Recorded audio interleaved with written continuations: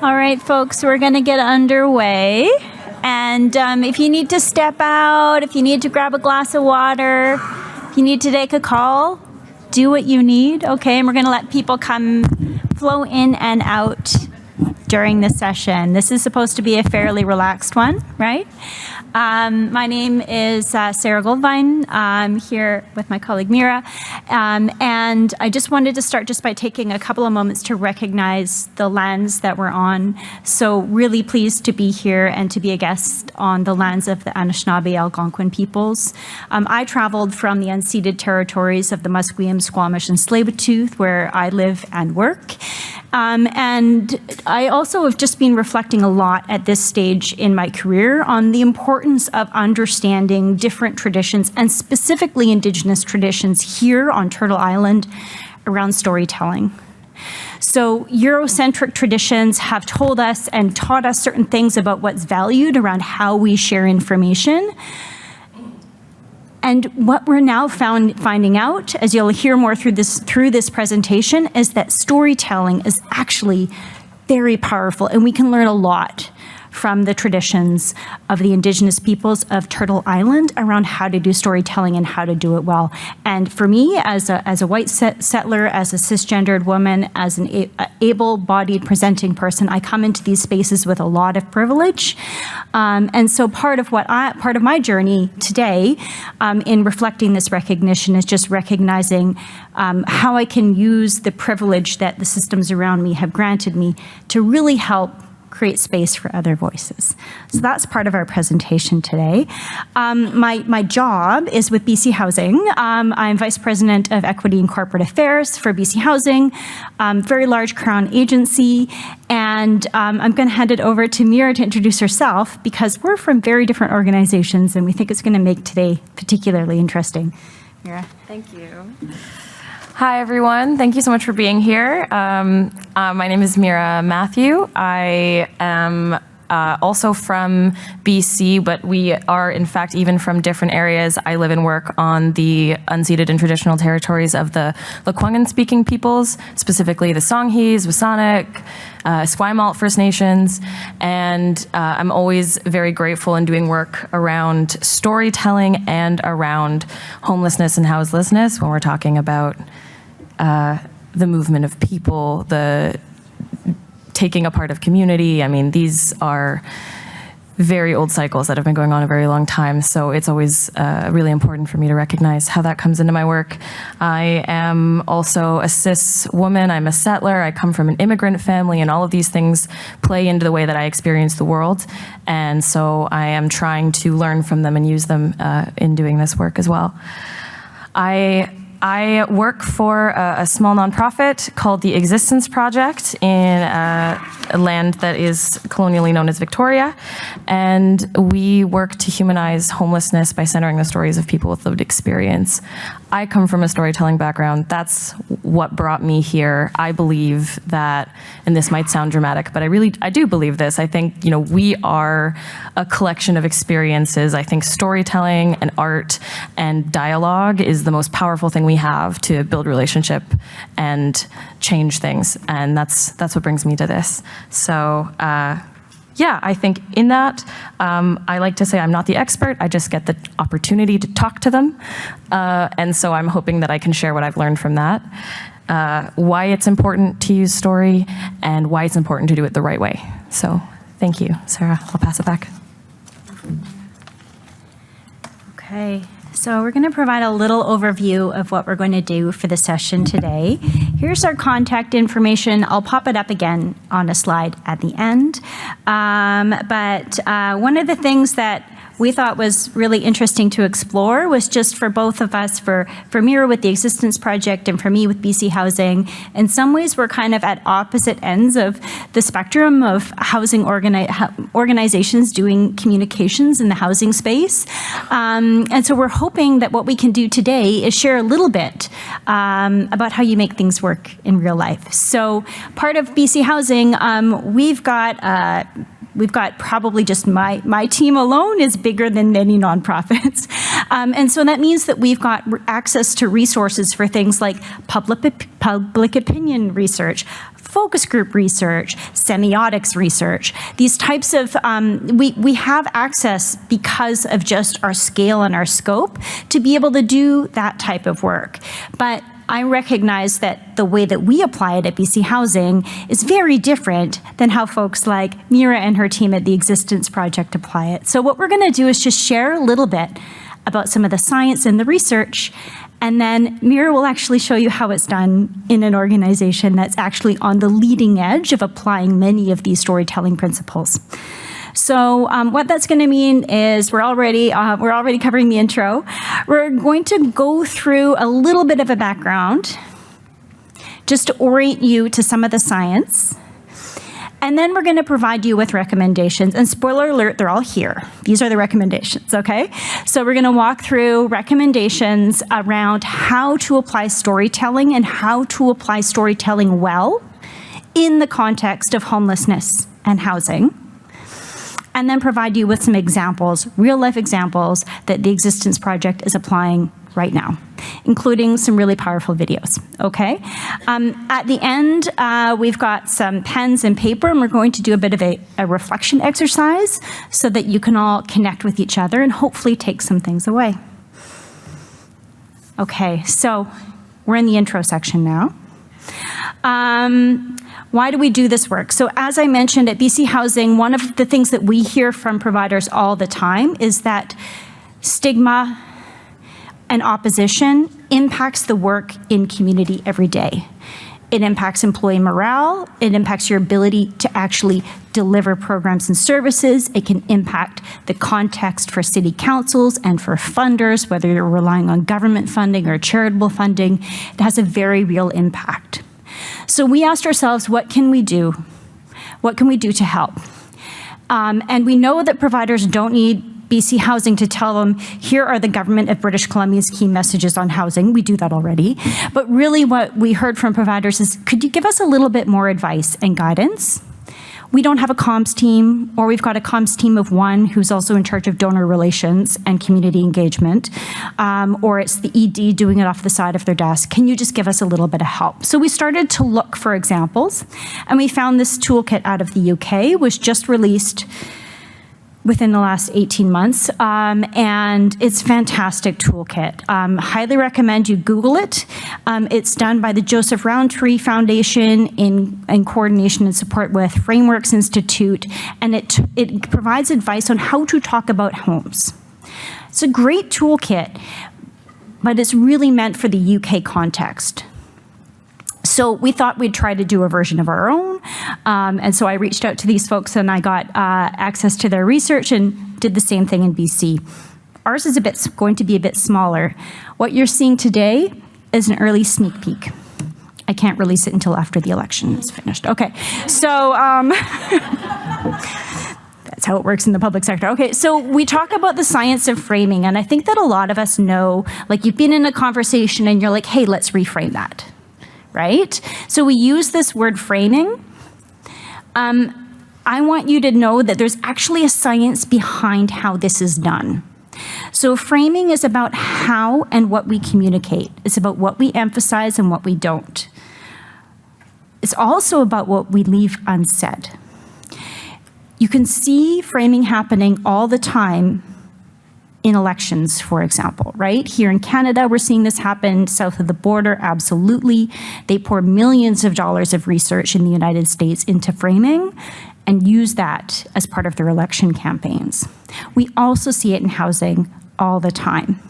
And so one of the ways that we can think about framing is, how do we position the people that we're working with? How do we position the communities that we serve? And Meera's going to share an example of what that looks like in practice, okay?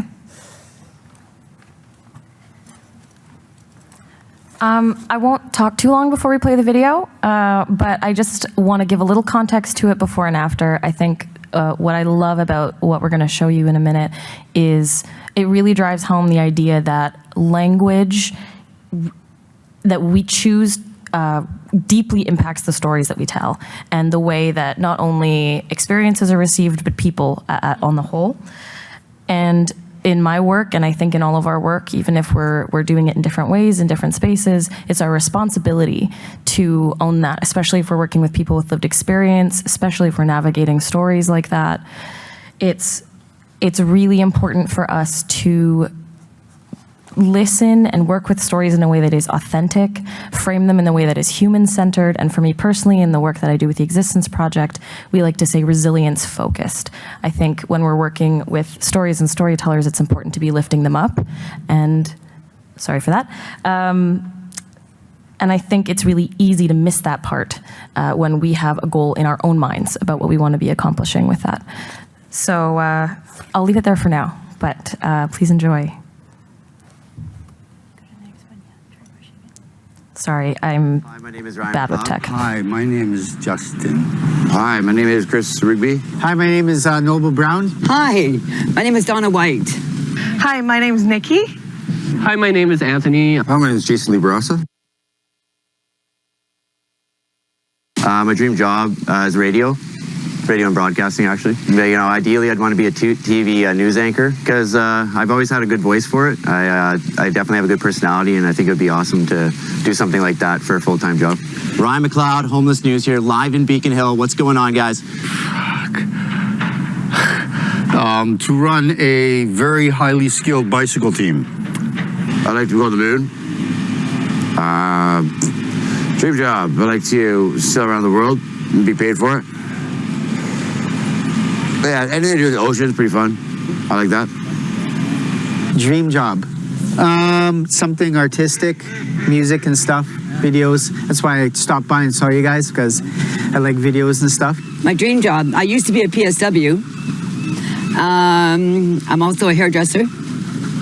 I'm also a Reiki. And I'm now retired. And because we don't get enough money on pensions, I've got no other choice but to live the way I am. My dream job, well, I was a community support worker for 15 years, and that was an amazing job. My daughter is a social worker with the Ministry of Children and Families, and I would love to be an addictions counselor. My dream job? Oof. If you want, depends what age you have asked me, but now, my dream job would actually be anything that helps the people. Like literally firefighters or like, I don't know, like some sort of outreach work would be great for me. My dream job? Having a, oh, that's a good question. Having an art studio, from like stone sculptors to painters, and letting the people watch the people at the artists work. Having something like that. Community means everyone coming together and helping each other, in my opinion. Community, that thing that's lacking. How's that for an answer? Community, common themes for sustenance. So a bunch of people going in the same direction for the same reason. Commune, just to like talk about it, right? When everybody pulls together and makes for one cause. I don't know. Community is surviving and pretty much being there for each other. Community, what does it mean? If anything else, this is community. This is like a family here. If you have problems, they help you out. Everybody sticks together. It is so cool, this environment. That's what I'm calling community, because that's what it is here, right? There's people that are helping out with donating food and clothing. We've got so many generous people that are staying here, that are coming here and helping us, right? If someone wants to get off drugs, for an example, we help them. You know, if they're having problems with withdrawals, we help them. You know, so I mean, we're here to help each other, right? Community means everything to me. This is a community here. It's all about family. Yeah, it's just everybody taking care of everyone in the community, looking after everyone. What does community mean to me? Wow. Helping each other, being there for each other, being there to support each other.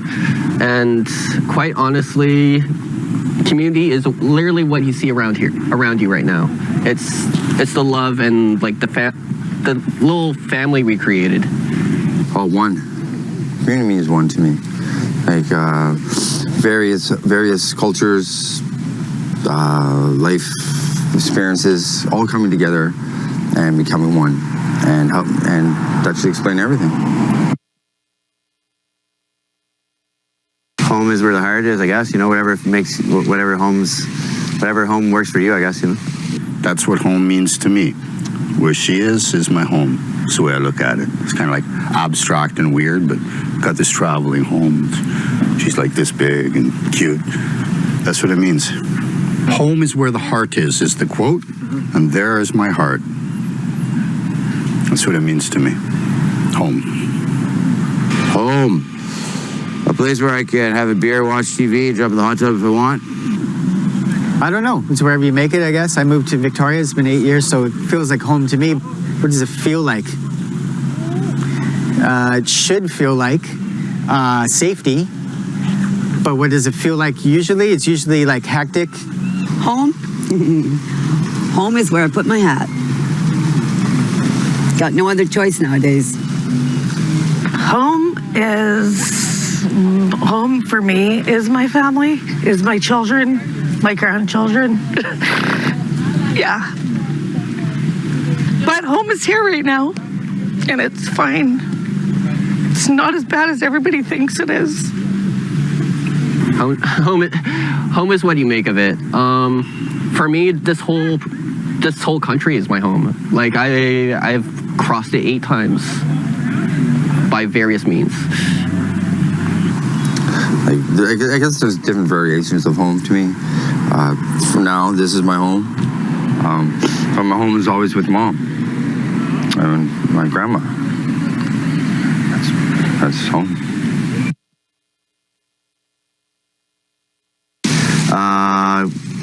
Being with my son. I wish I could be with him. He lives pretty far away, and that would really help my life a lot. Yeah, I was closer to my son.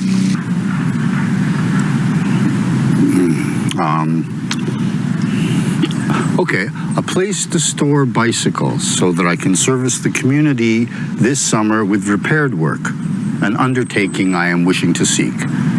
So a place to pile up stuff that's not like rude, stinky, or stolen. Money. I do work, but it's not enough ever. Like, I worked my whole entire life, and regardless, the bills go up, rents go up.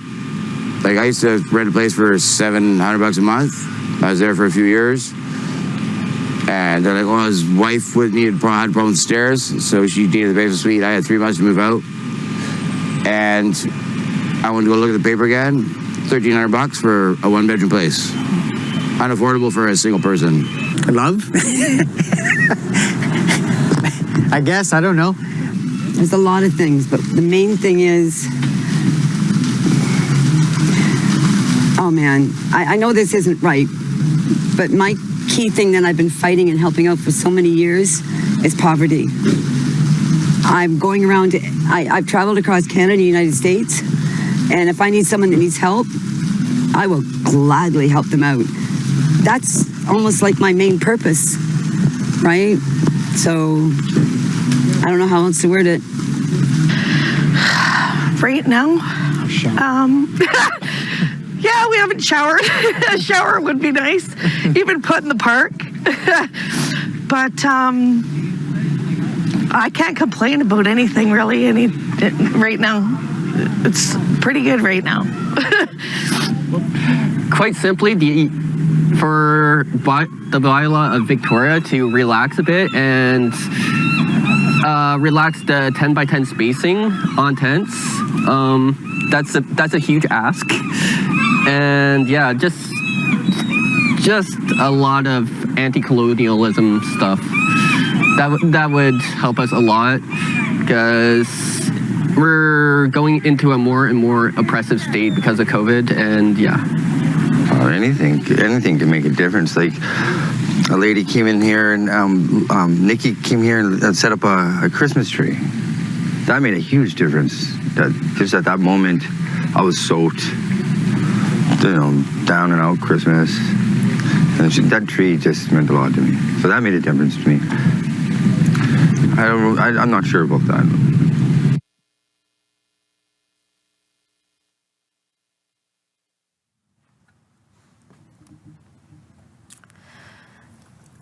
I love that video. That brings me a lot of joy, actually. Those people are really lovely people. I also want to take a quick moment to acknowledge that we lost one of our friends in that video this year. Chris Rigby, passed, and we miss him very much. So I hope we can send our love and our energy to him and his loved ones.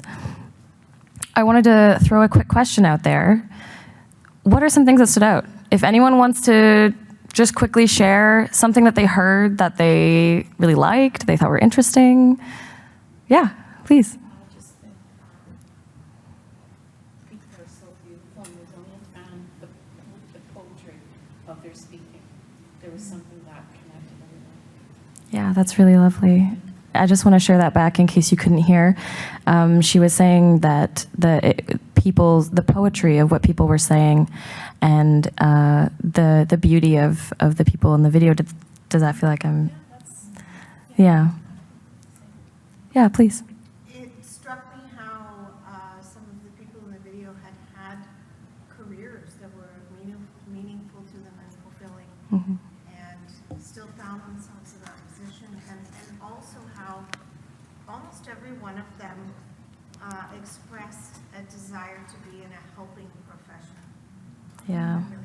Yeah, I'll just repeat that again, that so many people had careers that were fulfilling for them before their incidents with homelessness, and then also how many of them wanted to be in some form of a helping position or helping role as their dream job. And that's definitely something I notice a lot when I meet people, when I work with people and their stories. It's a trend for sure.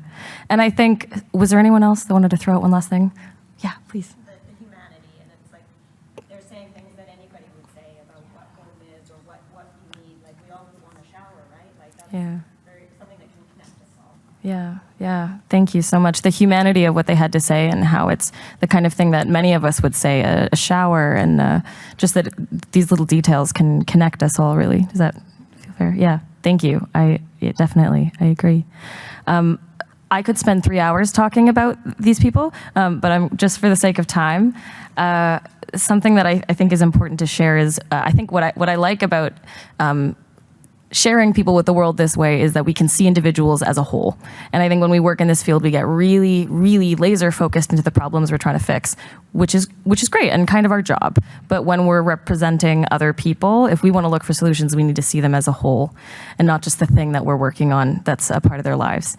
And how would that affect our priorities and our culture and our conversations if we were building housing solutions with these definitions of home, you know? So I think that will transition us into what Sara once talked about. So I'll pass it on. Thank you, Meera. And I highly recommend that all of you check out the Existence Project YouTube channel, where you can find this video and many others. And so one of the things that was touched on in the video is, what does home mean to you, right?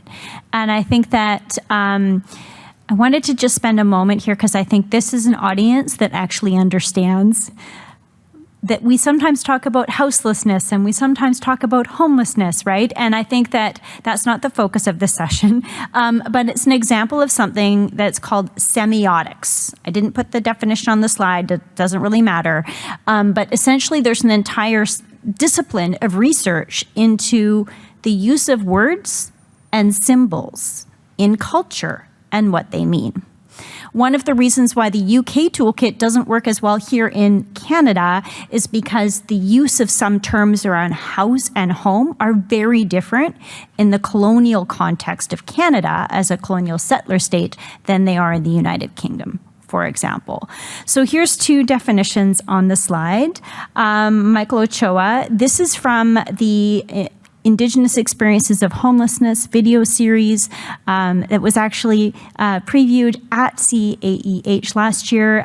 It's hosted on the Luma YouTube site. Highly recommend it. Beautiful series. And Michael was speaking about how when he was without a house in his own ancestral territory, he spoke about the meaning of home. And he shared that home is where all our traditions are, where all our ancestors are. I wasn't homeless, I was home. I just didn't have a roof over my head, but I was in my homeland. And then, of course, we've got the Jesse Thistle definition, which I think many of you have probably seen before. Indigenous understandings of home can be visualized as a web of both relationships and responsibilities, connecting people to networks of kin, animals, plants, spirits, the earth, lands, waters, and territories, as well as to their traditional stories, songs, teachings, and ancestors. So these are different ways of understanding what home means and what house means. I wanted to just quickly check in your organization, so not necessarily in your personal life, but in your organization when you're talking with colleagues, how many of you use the term homeless or hear that when you're talking with people? Yeah, how many people use the term houseless sometimes in some spaces, or how many people use both or hear both used, right? So when you're having those conversations with your colleagues, I encourage you to actually explore that. Yeah. Give a little bit of geographic context. So I work at Attendees, and our catchment area starts at Hearst, all the way up to Moosonee, which is just south of the James Bay, all the way east to Mathew. It's a lot of kilometers. You can't get to Moosonee by road, either train or airplane. So north is a lot of Cree, and south is Ojibwe. So we have a mixture of Crees. And we go to Moosonee on a regular basis every year. We don't talk about, when we talk to our First Nation clients, we don't talk about a house or homelessness. We talk about overcrowding. So when politely, when you're asking me to live in a hand, we don't talk about homelessness. We talk, I'm not homeless, I got a house, I live with my aunt, I live with my cousin. We talk about overcrowding. No, that is such a good example of the power of words, right? Because somebody might have access to a house, and particularly to your point, on many on reserve First Nations communities and Indigenous, even urban Indigenous communities throughout what is known as Canada. Absolutely, people have a house, maybe a roof over their head, but we're talking about significant overcrowding. And so I think that's a really, really good point. And when we use these words like houseless or homeless, I know that they mean something to the broader community, but we can actually unpack all of that. So if you're having those conversations in community, and to your point, using different terms that reflect the meaning of community, you are doing this work and doing it well by being deliberate about the words that you choose and making sure that they represent what they need to be for the community. That's what all of this is about. Words are powerful, right? Guy Filichale talked about that today. So what all of this means we get to the first recommendation is to talk about home as something we all have a right to, the provision of which benefits us all. Part of what we did at BC Housing, inspired by the UK toolkit, was we actually spent quite a bit of time doing research into semiotics, looking at what different words around home and housing mean in the Canadian context. We then developed a number of different metaphors and frames, including in consultation with housing providers and people with lived experience. And then we tested those through focus groups, and then we tested them through public opinion polling. This was based in British Columbia. What we found was that there was two ways of talking about housing and home that tested almost equally as good as each other. And you're going to recognize both of these. We tested a whole bunch of other ones too that nobody would recognize, but these two came to the top of the list. The first one is to talk about housing as something that everyone has a right to. The human rights conversation. So when we talk about how everyone needs access to home, and a home that meets their needs, that's not overcrowded, that's connected to community so that they can live a healthy life, so that they can be part of family, they can be part of community. That is the human frame. It's a way of talking about home or housing. The second frame is the economy frame, and we hear this one too at the conference, right? So we talk about how if we put people in housing, we're saving money over the amount of money that we'd spend if they were in the healthcare system or the carceral system. So that if we invest in housing, we actually save taxpayer money and people can become contributing citizens and pay tax dollars, for example. That's the economy frame. And what I want you to take away is that in the BC context anyway, both of these tested well. And sometimes when I talk to providers, they feel like they need to talk about it in the economy frame all the time, everywhere. And our research shows that actually you don't. There might be times when you need to speak it that way if you're going for a particular grant. Like sometimes you really need to lean into that analysis. But what our research showed was that, and we conducted this with Ipsos. Well, I wasn't personally phoning thousands of people, but what we found was that the human frame tested actually slightly better in the BC population, and that held true in every region of the province and with every demographic. So that's the first recommendation, is to talk about housing using both frames depending on what makes sense to you and your organization. Okay, the second recommendation, spoiler alert, it was in the title of our presentation, is to use stories to bring people together. So Guy Filicella, for those of you who attended the keynote this morning and heard that, right? So powerful. And what Guy shared several times was the importance of human connection. It's important on an individual level, and it's important when we are trying to activate change. What we know is that story is the way our brains are wired for story on an evolutionary basis. So since time immemorial, for at least 70,000 years, humans have used storytelling to share ideas about what's acceptable, about community norms, to bring people together around a vision of the future. Many communities, as I shared at the beginning, still do this very effectively. And what is more recent, so humans have known that storytelling works since time immemorial. More recently, we now have brain science that shows as well, right? So there's three things. We're not going to spend the entire time on this, but I just want to touch on three things because they're kind of cool, and it's kind of a neat thing to be able to pull out of your back pocket when somebody's like, why is storytelling so important? And you can drop some brain science on them. It can really be helpful, especially in boardrooms or executive rooms, okay? So the first one is called neural coupling. This is a fancy brain science term for empathy, okay? So when somebody is telling a story, and you are listening to that story, for those of you that were listening to Guy's speech this morning, brain science shows, this is fMRI studies show, that your actual neurons will start firing in a pattern that matches the storyteller. You literally become in sync. People talk about vibes, like it's a real thing that can be measured in fMRI studies.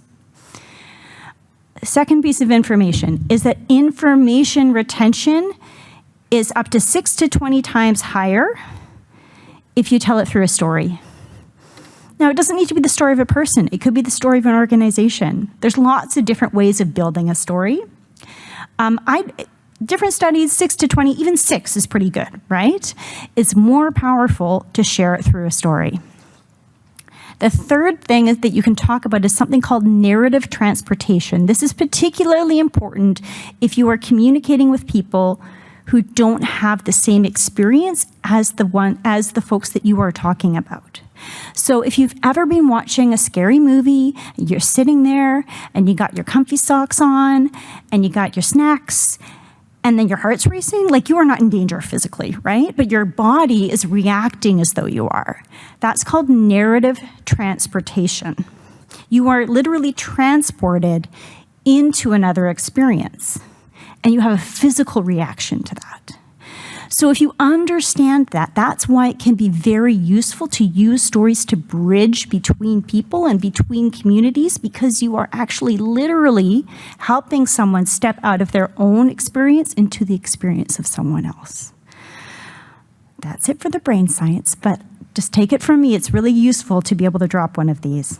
But what does it look like when you're doing it actually in real life and not in an fMRI machine? So Meera will tell you about that. Although I would be really fascinated to do my work and actually see it in an fMRI machine, but it would. Yeah. This is where I get really excited. I get to see this happen in the work that I do in a number of different ways, and I think if I could bring everyone into those rooms at once, it would be like my life stream, because you can see this happening in real time in rooms while people speak to each other. And I think that's what's so beautiful. I get to see it happen on a small scale, on an individual scale. My organization does small conversational series workshops. We do storyteller training with people with lived experience. And you can see connection building while that's happening, because sharing our stories helps us see each other outside of the colonial roles that we're often taking on in society, outside of our social boundaries, economic boundaries.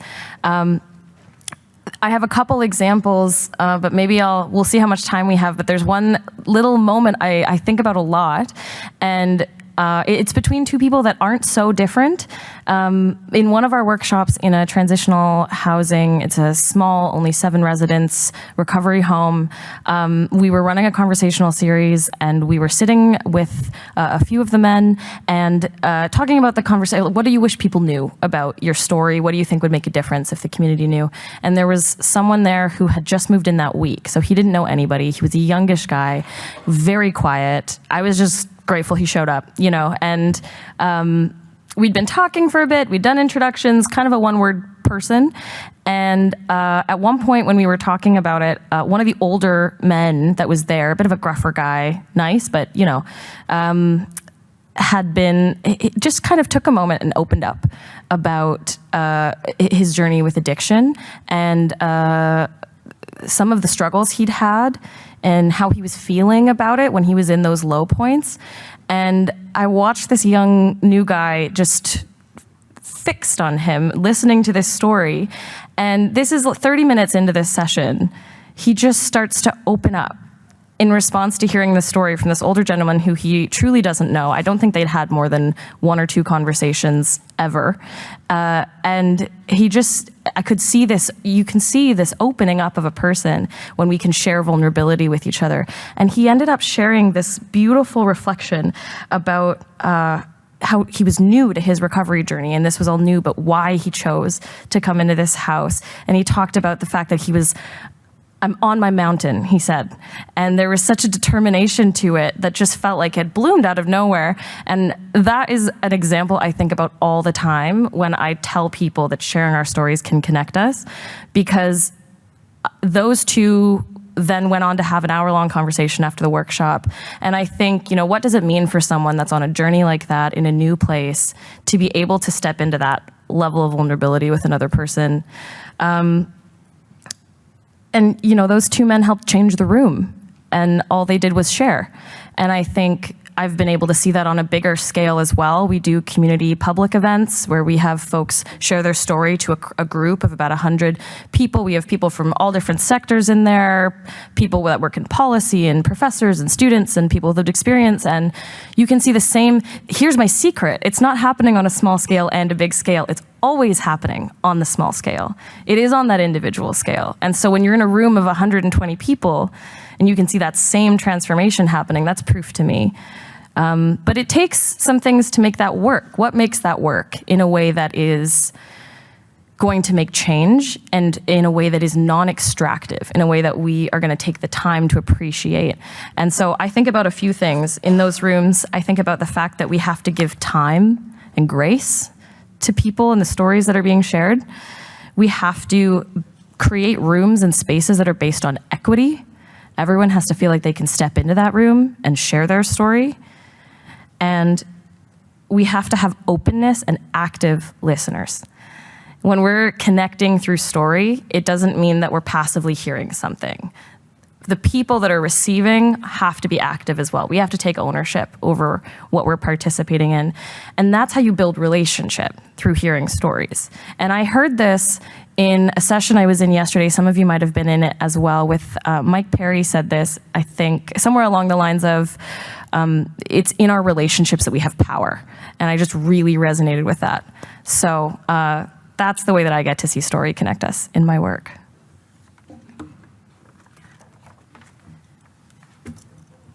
Yeah, that's so real, right? And you can see it when people are, you can feel it too, right?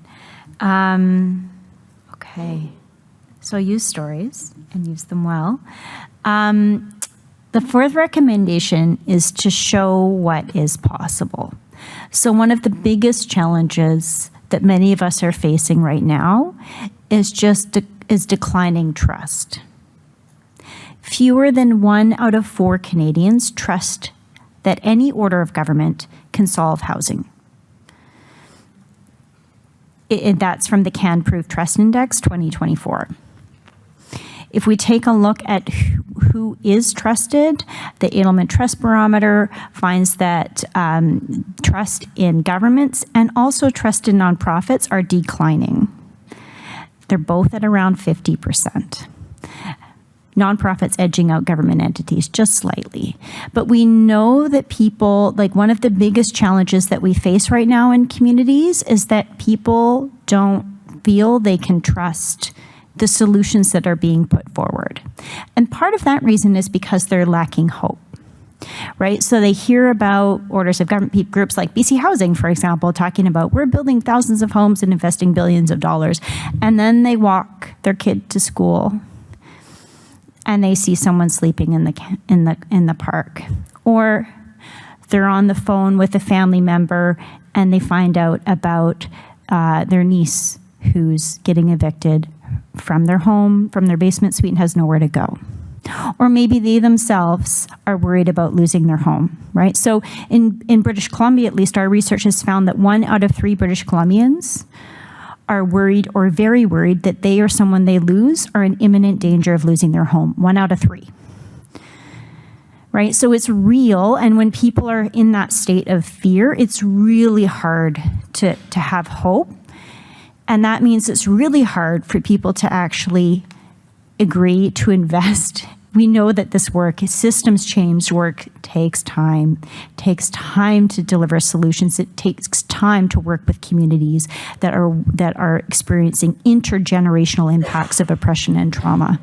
And so part of what we need to do in communications and storytelling is to help bring people along the way. And so I would say that's why we talk about the importance of showing what is possible. And I would say this is very, very different from just, from poverty porn. It's very, very different from, toxic optimism or toxic positivity. What it means, though, is that if you can use stories in a way that shows people that things can be done, that change can be made, even if it's just at the level of an individual, that actually is very strategic because you're helping bring people along on the longer journey, which ultimately is going to be very important for us to be able to mobilize communities to be able to invest in the solutions that we all need. So that's the recommendation, and Meera is going to give you an example of how you can do this and do it well. I'm here with another video as your video guru. I just love when we're talking about stories of success. I think just how much I agree with the fact that we need to hear more of them. Especially, I think a lot of us that are working in this field know what it feels like to lack those stories. We know exactly when we are, and we know how hard it is. And I wanted to share an example that I really appreciate when I think about stories of success. Maybe I'll play it first and I'll talk a little bit more about it afterwards. But this is a little example of, I think, the difference it can make to get to hear about a win. Oh. I'm not sure. I might just talk about it. Which is fine, I can do that because we have wonderful Shay on the board here. So I'll tell you a little bit about it. I'll kind of try to repeat what Shay says, but basically, I want to share an example of a community care tent that came up in our city and was a community initiative. This is one of the main coordinators of the tent. You can see it behind them. And it existed on the street that was right beside a landmark park in my city, Beacon Hill Park, Megan, for the people that might be familiar. And it was at a time where people were camping in that park 24/7. The pandemic was in full swing, and there was a lot of division in the community. There were a lot of I will say affluent folks that live in that area, especially right along that road, especially right around that park. And it was creating a lot of difficulty. And this is a story of community that came together and had to try a few different times to get a care tent off the ground. And when they managed to, despite a lot of pushback, despite a lot of disagreement on whether it was the right solution to have at that time, it created a beautiful community space that got to exist there for months. It included a clothing donation area so people could donate clothes. Some of the people living in the park with vans would help take those clothes to get them washed. And it had a lounge area with chairs. There was a guitar there. There was a food table for donations that would come through. And it became a gathering space. It became a living room for folks. And to see, the whole story from start to finish, the people in the park that knew they needed something, the community from outside of that park that knew they could help, the hurdles they had to jump through to try to get this going, was so amazing to see. And when you're watching it happen, it can feel really discouraging. But to see it come up and become a place where community members that have been living on that street this whole time, many of them not happy with the situation that was going on, show up to ask questions. A woman across the street brought a huge pot of soup to share. It was a place where people could step in, where we could call each other in. And there was a difference from when people knew about the tent or didn't support the tent, and then when we started to hear more about it and learn about it, and when it became more known in the community. And that's an amazing thing to notice. And to see the way it's framed. The media in our area can be quite divisive. I think we are all very familiar with that. So to have a narrative come out that is all about coming together over something, it changed the feeling of that entire area. And it created a space that was so unique where housed neighbors and unhoused neighbors could exist together and talk about things in a really real way. And I think I talk about the fact that for a while there was like a burnout that was eased because there was a win and there was a way for people to connect and get involved. And that is so significant for communities like this. And I think, there's a story of someone that we worked with, Donna, you saw her in the video with the cowboy hat and the puffer vest. I walked up to that tent one day and she was oiling an elderly woman's foot outside the tent. And I was like, who is this? And she was like, I don't know. But she was complaining about her foot pain and she was coming down in her walker. And I have this ostrich oil and I use it on all of my joints. And they were just having a conversation while Donna oiled her foot. And I thought, this is the most beautiful moment and how easy it is. All it took was a space, for that to be able to happen. And I think to the point of hearing about the wins, when that came out, there was such a opportunity for joyful motivation. People started thinking, what else can we do? Now we have this, it's like a jumping off point. What else can we start to create? And the reality of that is some things really got off the ground and some things didn't, because eventually the tent came down and eventually the rules changed and that moment of community went away again. But you could feel the difference. And I think we are past a point of having to try to convince people that there is a problem. We need to see ways forward. And this is an example that I just really love. Yeah, thank you, Meera, and thanks as well for folks for your patience with our deck here. Yeah, so it's important to have those, to use stories to help bring that hope. That doesn't mean, to the example Meera shared, glossing over the challenges, but it can be very strategic when you're looking to mobilize, right? So the next recommendation is to put individual stories in context. Even in the presentation today, we've used head and heart, right? So we know that telling stories mobilizes people. But to tell stories strategically, you have to place some context around it. If you want to get together with your friends and just kind of chit-chat and tell stories, that's fantastic. If you are telling stories as part of a strategic communications effort on behalf of your organization, you need to link those stories to the strategic goals of your organization. And often that means putting the stories that we're telling in context the context of intergenerational impacts of colonization, in the context of the financialization of housing, in the context of the opioid use, poison drug crisis. Okay, there we go. I'm not going to try to use the government speak. Yeah, so anyways, in the context of poison drug crisis, right? So all of these things are important. And when you put those stories in context, that doesn't necessarily mean that you need to force it on people. You can do it very gently and weave the context into the story. But often when we talk about this in communications, we talk about combining head and heart.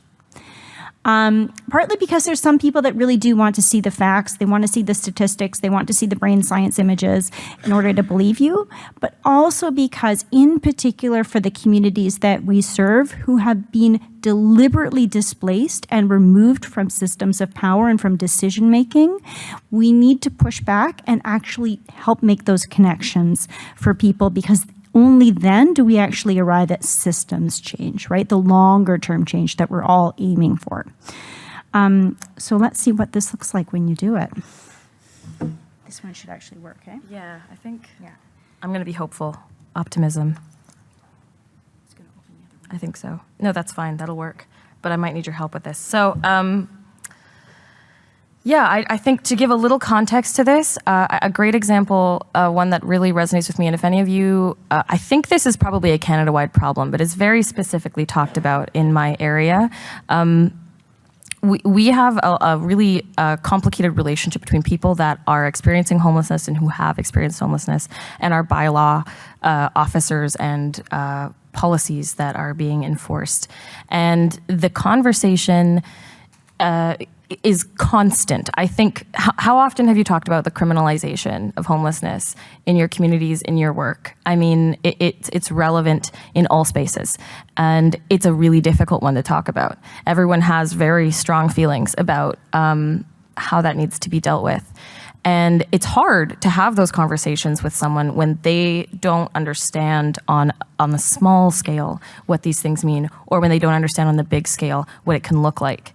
And we were looking at making some kind of, we did end up doing an informational series on our social media, posting about criminalization of homelessness with statistics and information and research. But we knew that kind of, well, exactly what Sara was saying, we knew that alone was not going to help people understand. That was going to help one certain group of people understand. And the other thing we needed to do was talk to people about their experiences of it. And so this is one of our efforts to connect these conversations. And we talked to a really wonderful gentleman, Trent, who has a long history and level of experience with criminalization and homelessness. And so I'll share with you a bit of what he had to say. Can I do this?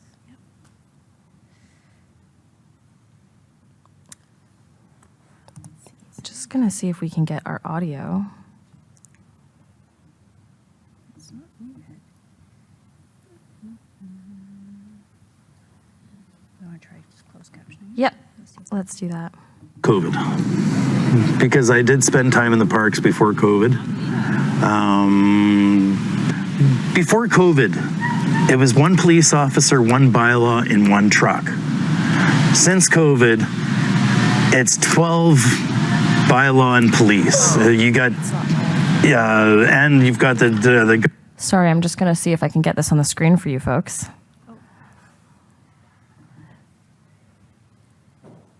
This might be an audio presentation. Here's what we'll do. Garbage guys following them as well. So you've got 15 uniforms. When you come out of your tent, you're literally surrounded.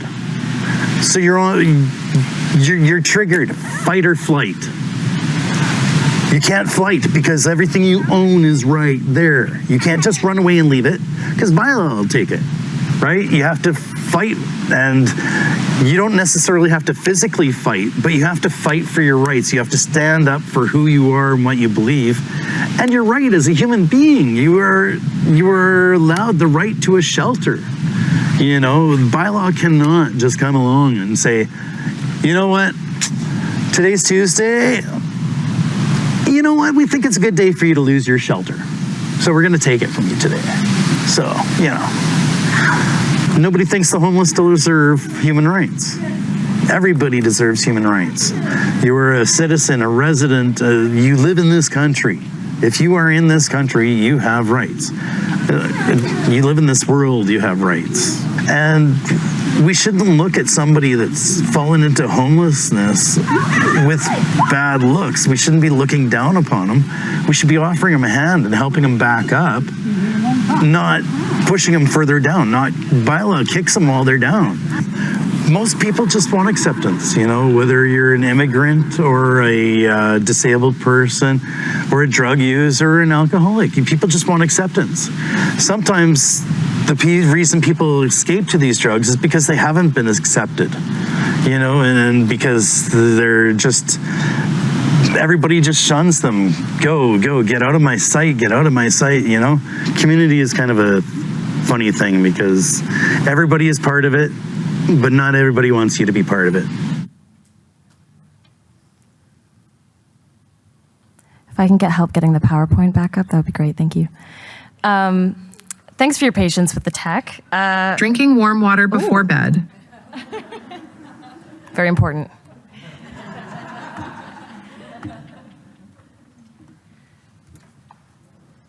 Thank you so much. Yeah, please stay hydrated. Also, what I think is so interesting about what Trent has to say is he is able to give us this bigger context of what does that make people feel in the moment, if you're traumatized, if you're struggling, and you're surrounded. And he also helps give us the context as how does that make you feel when you're in your own community, and that's how you're getting treated. And I think when we hear these stories without having an understanding of this bigger issue, we can feel frustrated, we can feel powerless. And when we're talking about these systems within the systems and we're not hearing these stories, we miss a vital understanding of why things play out the way they do. We need both sides of this, otherwise we will miss the links between the solutions we're trying to implement, the behaviors we're seeing, and the outcomes. That lives in our stories. You know, data tells us how many people are housed, how many people need shelter, how many have returned back outside, but stories tell us that getting housed can be lonely and isolating. And, you know, someone's story helped me understand that a really wonderful, I call him the wise man on the hill, man that got housing and is so grateful for it, took four nights, I think, close to a week before he slept in that housing for the first time. And that is part of what is so important in connecting the context to the story. The story helps fill in the gaps.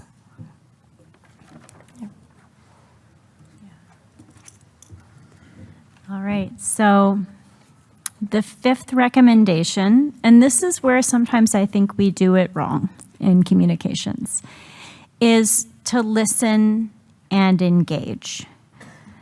So we talk about two-way communication. This is like a thing in communication studies. You can like read about Grunig and a bunch of research. I won't talk to you about all of the research behind it, but essentially it says that to do communications well, and the same thing goes for storytelling, it needs to be two-way. It's a relationship.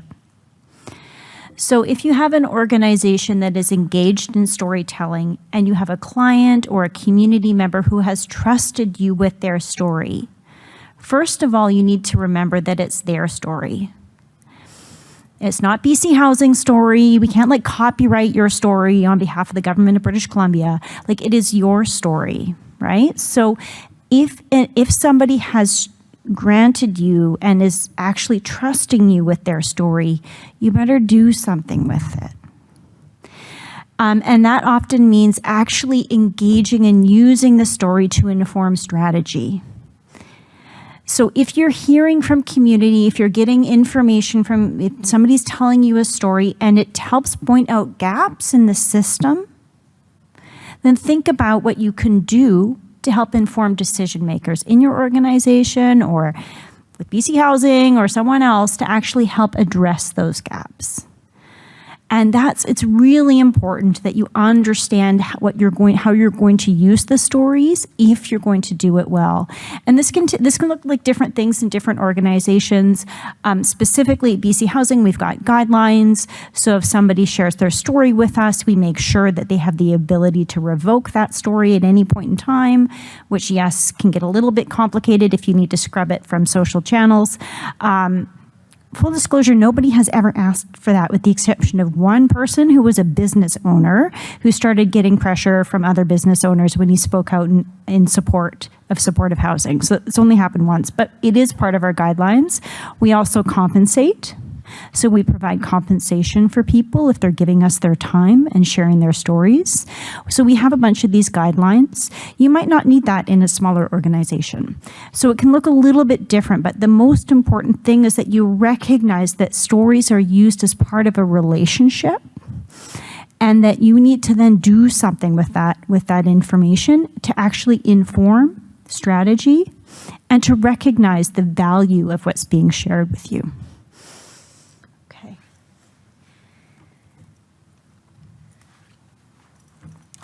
I just wanted to add a little bit. I mean, really, I think Sara covered it really beautifully. But just from, I guess, an on-the-ground perspective, I think what that looks like, the difference between valuing and honoring people's story and not is palpable. The people that you work with can tell when you are listening and you mean it. And many of them have been harmed by this before. You know, we're working with people that have been taken advantage of and have struggled a lot. And we have a responsibility when we're working with those people to heal that, or at least to come in with ethics that allow us to not cause harm. And reciprocity has kind of been my magic word when I try to approach that in my work. Reciprocity means have a relationship with the person and understand what they are able to gain from the experience in the same way that you are gaining something from the experience. And understand that they are, you know, a part of the equation. I think listening, it comes back to listening. I've talked about it before, Sara's talked about it before, but I really feel like it's so important to define listening that is active as honest, open, without assumption, and involves ownership. I've said that before, and I will say it again. I think Donna also said something to me. I've been referencing her a lot, but she is a wonder and has many things to say. And we asked her at one point why she wanted to work with us. She's done a few different video projects with us, and we were trying to get feedback.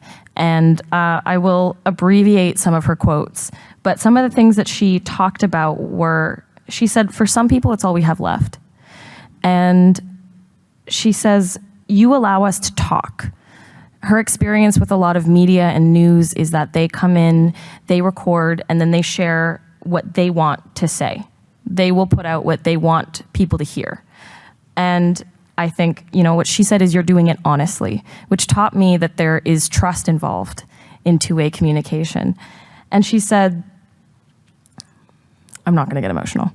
She says, when you get to say what's wrong and you're actually listening, when I get to say what's wrong and you're actually listening, you make us feel like we're human, like we're worth it.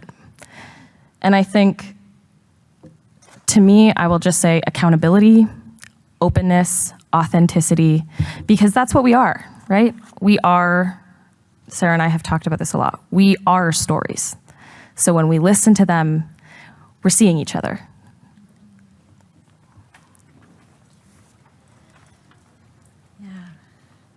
Thank you for that, Meera. We are stories, right?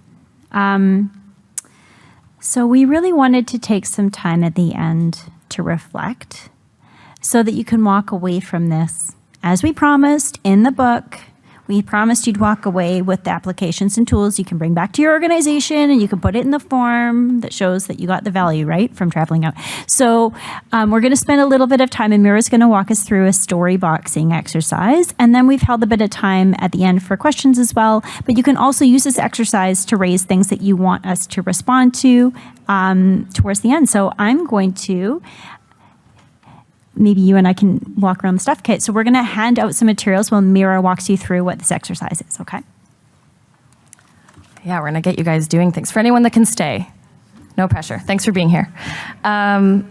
So for the folks that are sticking around, what I would love is just for like 2 to 5 minutes while stuff's getting passed out, if you can turn to the people near you, find a little group, it can be 2 people, it can be 4, and just share what's one thing that's really resonating with you from this? What's something you learned, something you're thinking about? What stood out from today? No worries.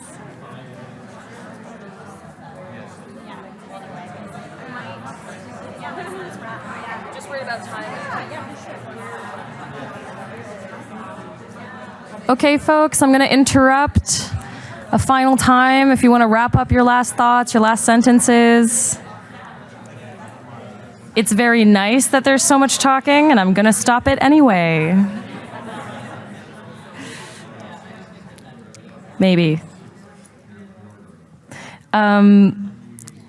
Amazing. Thank you so much for leaning into this and willing to be a little creative and circle up in a room that is not necessarily conversation friendly. Respect to the group that just rearranged the chairs. I think that's the way you have to do it. Yeah. So thank you so much for participating. I would really love, if any brave soul is willing, not that it's a scary thing to do, to share one of the story boxes that they made, what they put on it, maybe why. Yeah, please. Should I come up? Yeah, if you would like. You're welcome to the mic, or I can repeat it back for the room. Sorry. Okay.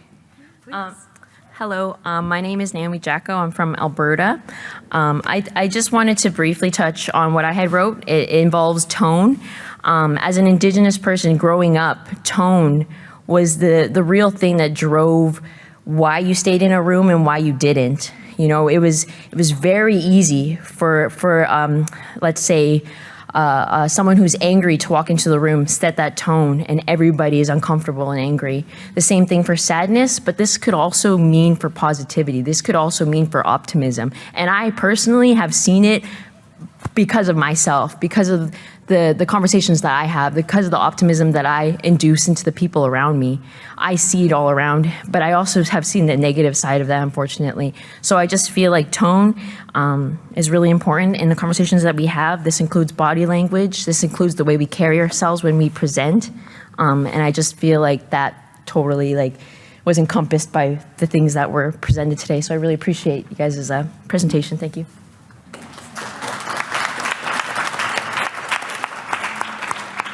Thank you so much. That's really, I appreciate that, and I think you just nailed it so well.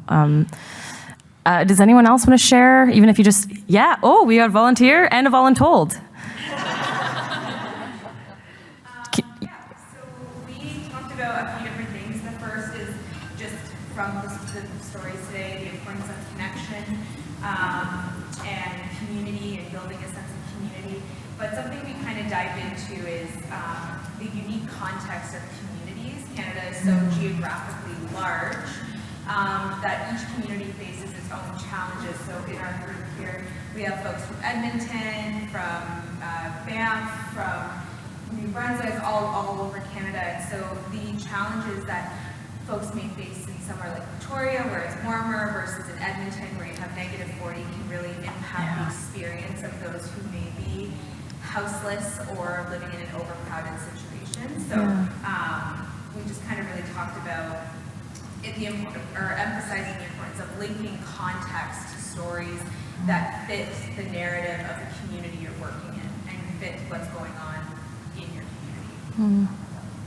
We seem to think that everybody was in the video is happy with their home as a tent, or their home as a, when they set up the little meeting area.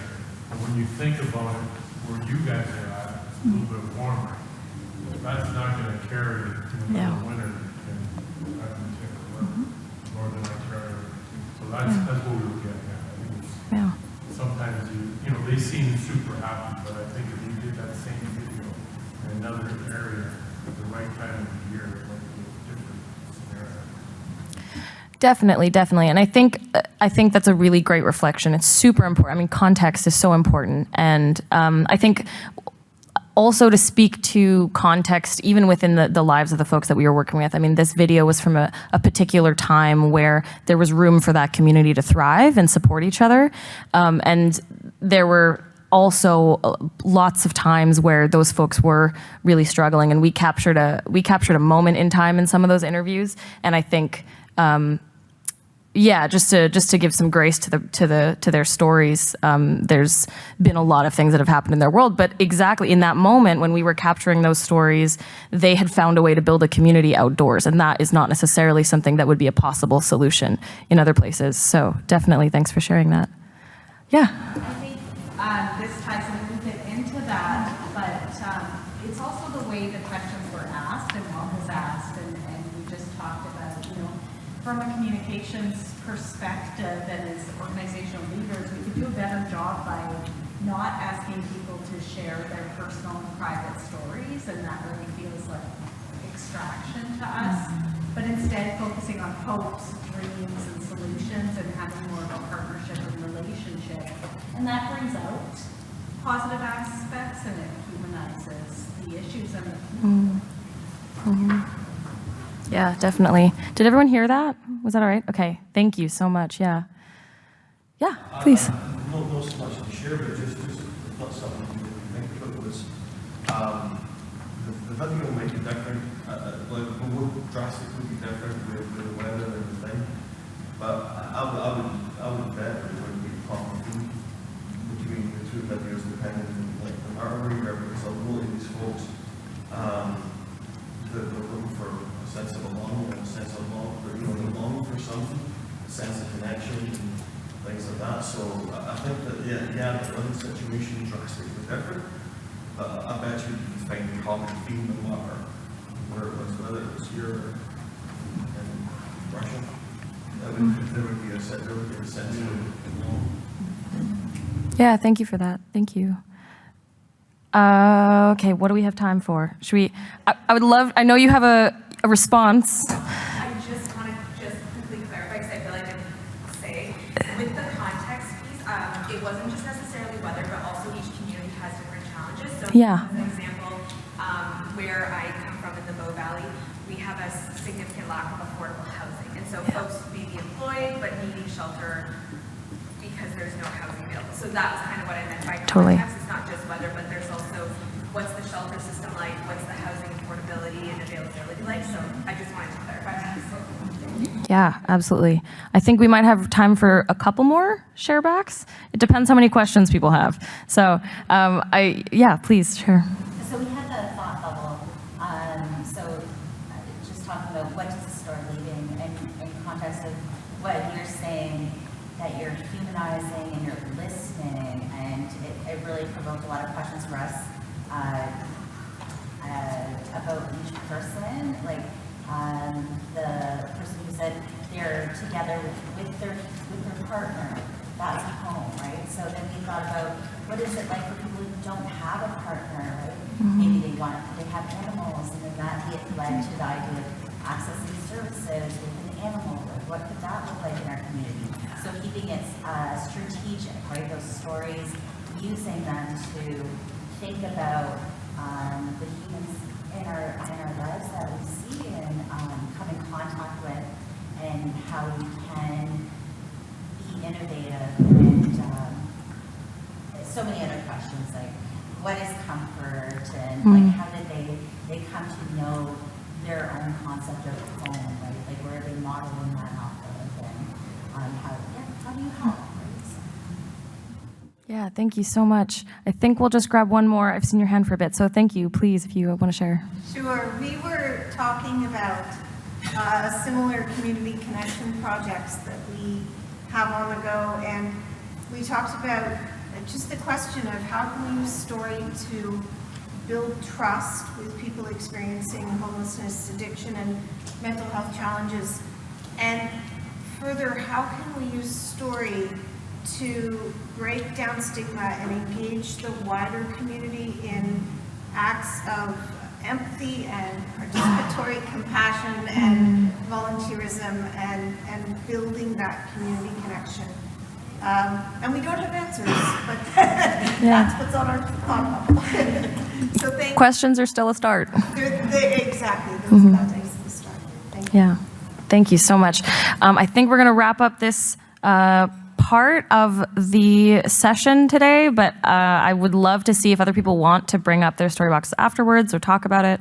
I will be here.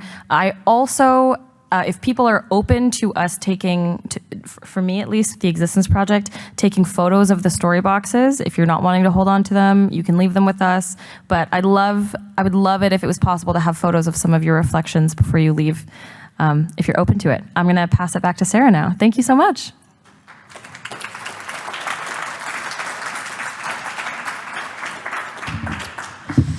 Thank you. Thank you so much. And thank you for everyone for participating today. We'll just hang out at the front if people have questions, because I know we're almost at time. But before we wrap, I just wanted to take a moment and express my gratitude for all of the people who shared their stories who are not with us today, including specifically the participants in the Existence Project. So if we can just take a moment to just reflect on and have gratitude for those stories that were shared here today. Thank you so much. Okay. All right, so our contact information is there. We're almost at time, and so maybe I'm just going to let it wrap if people need to move. I know it's kind of at the end of the day, but Meera and I are here and happy to chat and to take any questions, and feel free to follow up. Our contact information is on the slide. Thank you so much.